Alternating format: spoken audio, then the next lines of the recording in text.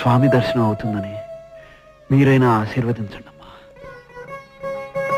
నా స్వామి దర్శనం నీకు తప్పక అవుతుంది నాయన.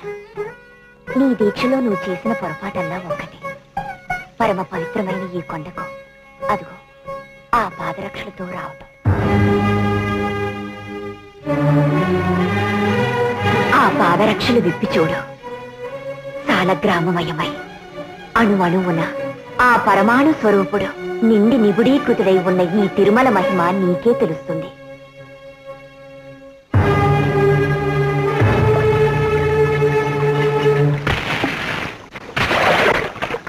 ఇప్పుడు చూడు, ఈ తిరుమల ఎంత శోభాయమానంగా వెలుగుతుందో.